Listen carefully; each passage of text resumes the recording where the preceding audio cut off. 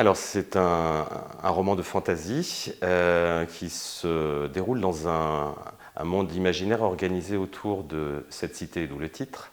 Des cités qui ont chacune leurs particularités, leurs caractéristiques propres. Et chaque cité est dirigée par un sage qui en a la garde et qui essaie d'y faire régner la paix.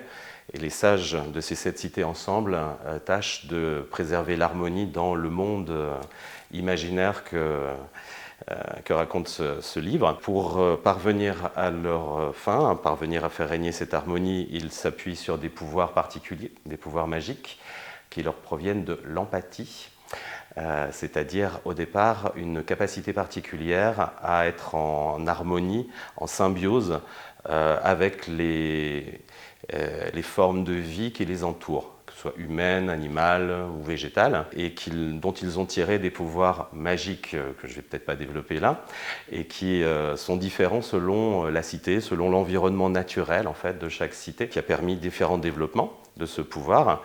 Et ce pouvoir leur permet aussi d'apaiser les tensions dans des situations de conflit. Mais évidemment, tout ne va pas bien se passer dans ce livre, puisqu'ils vont être confrontés à différentes menaces. Le livre est composé de 2 volumes, un livre 1, un livre 2 dans le même livre. Dans le premier livre, la menace vient de forces que j'appelle séparatistes, c'est-à-dire ceux qui détenaient les cités avant que les sages ne prennent le pouvoir et qui veulent les récupérer par la force. Et la menace va venir aussi des accords et de tensions entre les sages eux-mêmes qui ne sont pas forcément pleinement en accord sur ce qu'il convient de faire face aux séparatistes ou différentes conceptions qu'ils ont de l'empathie, de ce que ça doit être et de l'efficacité que ça doit produire. Et puis dans le livre 2, il y a d'autres menaces qui vont surgir. Ça se passe plusieurs décennies plus tard, la deuxième partie du livre. Et là, il va y avoir un abandon progressif de ce culte empathique du début au profit d'un nouveau dogme plus progressiste. Et puis cet appauvrissement de l'empathie va faire émerger des forces obscures que je ne développerai pas et qui vont également menacer ce monde. Et tout ça suit le parcours de différents personnages. L'essentiel de la première partie suit l'itinéraire d'un certain Argren, qui est le fils d'un sage, mais qui va se retrouver orphelin, sa cité ayant été attaquée par ces fameux séparatistes, qui vont réussir à tuer ses parents et bon nombre de ses concitoyens. Il va se retrouver en exil. Et ce personnage va se retrouver petit à petit pris entre des capacités hors normes, des dons hors du commun, des prédispositions particulières à la maîtrise de l'empathie, et une fureur en lui qui grandit pour venger ses parents. Et dans la suite du livre, il y aura d'autres personnages qui, petit à petit, vont devenir centraux à leur tour. Argren n'est pas le seul personnage principal de cette histoire. Et là, ça évolue entre la fin de la première partie et la deuxième partie, où d'autres personnages vont devenir les protagonistes principaux.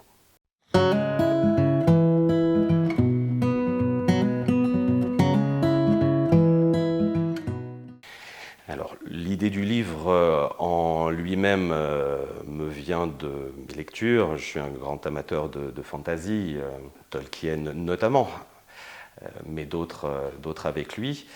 Et par l'idée pour moi qui était plutôt, et on en reparlera dans l'écriture poétique, c'était d'essayer d'écrire quelque chose d'autre et qui puisse intéresser un lectorat plus large. Donc ça provient de mes lectures, de mes influences, de tous les mondes imaginaires que j'ai pu aimer, que ce soit sur le plan littéraire ou sur le plan cinématographique, avec des influences assez nettes de Star Wars, Game of Thrones, ou plus anciennes de tout le mythe arthurien, qui influence pas mal aussi la création de mes personnages.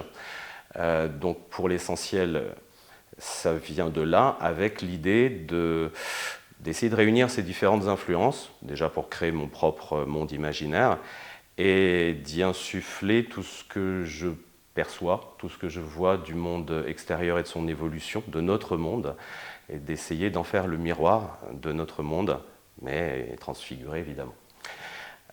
Quant à l'idée de l'empathie, alors ça provient de l'une des sources que je vous ai citées. L'inspiration première, c'est lié à la Force dans Star Wars, hein, pour le départ en fait de l'inspiration de cette empathie qui est très importante dans le livre. Mais évidemment que c'est à ma façon, avec derrière cette empathie l'idée de pouvoir être en harmonie, en symbiose donc avec la nature, avec les éléments de la nature, tout ça provenant de mes doutes, de mes interrogations et d'un certain pessimisme qui m'habite par rapport aux problèmes écologiques de notre monde, et puis aux problèmes de violence aussi qui grandit dans notre monde, et voilà, ça provenait de là au départ.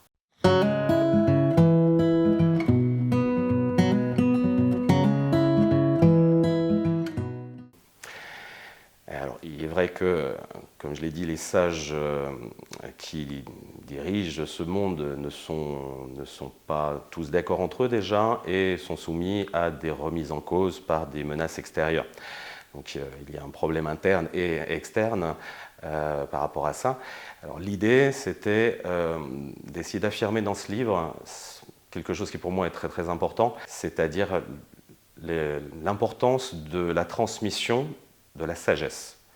Quelque chose qui me semble être mis en cause dans notre monde actuel, justement, cette sagesse qu'on appelle ancestrale, qui se transmet de génération en génération. Donc c'était ça l'idée, d'essayer de montrer que c'est essentiel, mais que ça peut être remis en question, bien sûr, et que ça mène à différents périls quand cette sagesse n'est plus respectée suffisamment. J'ai moi-même des origines paysannes qui font que pour moi le lien à la terre, cette sagesse des anciens, ça a beaucoup de sens. Et puis étant enseignant également, l'idée de transmission pour moi est très importante.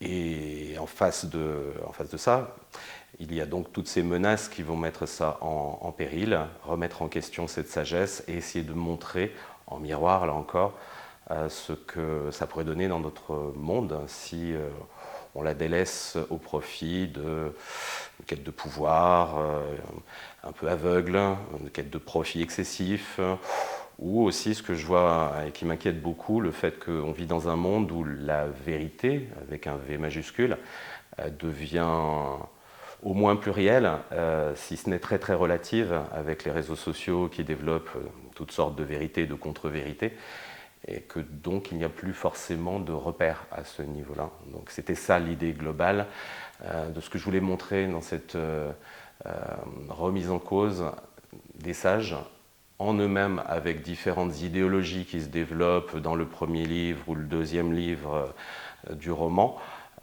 et qui mettent à mal cette sagesse, ou par toutes les attaques extérieures dont cette sagesse est la proie finalement.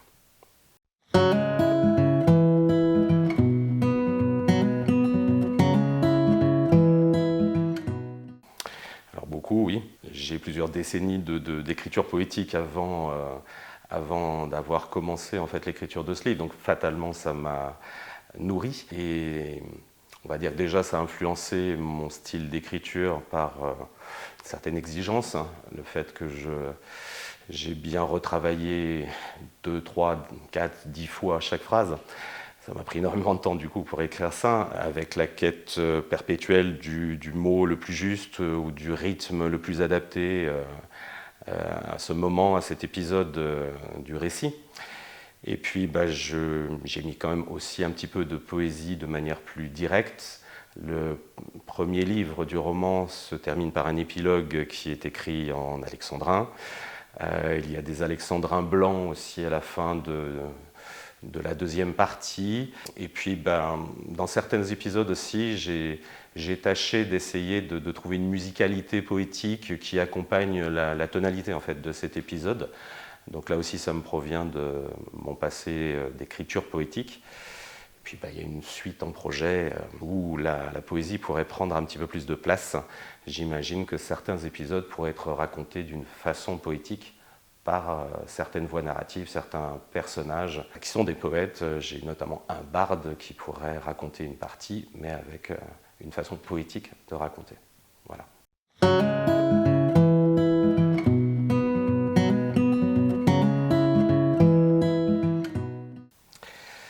Alors c'est effectivement l'objectif pour moi, ce qui sous-tend en tout cas ce livre, c'est l'idée que cette empathie que j'ai imaginée comme pouvoir pour les sages de cette histoire, que cette empathie dans notre actualité est une vertu qui se perd et une vertu qu'il serait nécessaire de remettre à l'honneur. Empathie déjà par rapport à notre environnement naturel, empathie par rapport aux animaux qui nous entourent, et par rapport à tout le mal que l'on peut faire actuellement, que l'humanité commet à l'encontre de la nature.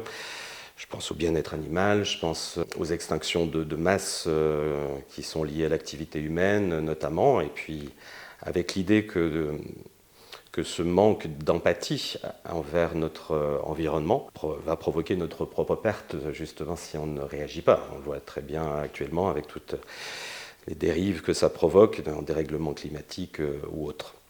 Et puis empathie aussi envers les autres, avec le constat pour moi que les rapports humains sont de plus en plus tendus, que la diplomatie, la discussion ne sont plus forcément à l'honneur, que c'est l'agressivité, la violence qui l'emporte par manque d'empathie et manque de compréhension de l'autre, justement. Donc ça me semble quelque chose d'important pour revenir à un monde plus sain, à tout point de vue.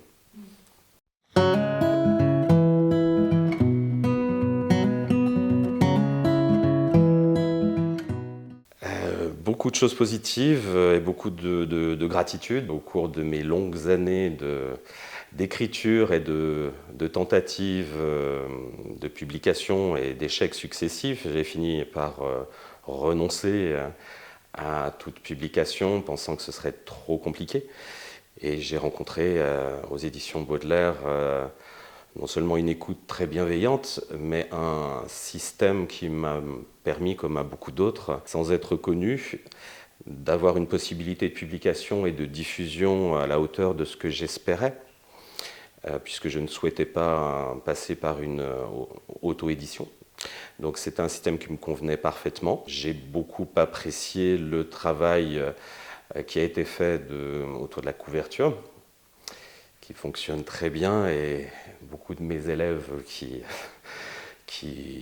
au moins ont vu la couverture et pour certains ont lu le livre, adorent tous cette couverture et vraiment elle est accrocheuse, donc un excellent travail là-dessus. J'ai beaucoup apprécié la qualité de nos relations, de la réactivité dont vous faites preuve à chaque fois que j'ai une question à vous soumettre. Donc c'est une expérience extrêmement positive. Et puis on peut parler aussi de la promotion de ce livre que les éditions Baudelaire m'apportent auprès de très nombreux médias, et puis par le biais de médias internes aussi que vous avez, et qui permettent de promouvoir au mieux cet ouvrage. Et puis j'ai beaucoup apprécié dès le démarrage de notre collaboration la confiance que vous m'avez accordée et le fait que vous croyez vraiment au potentiel de cet ouvrage me touche énormément et j'en suis très honoré.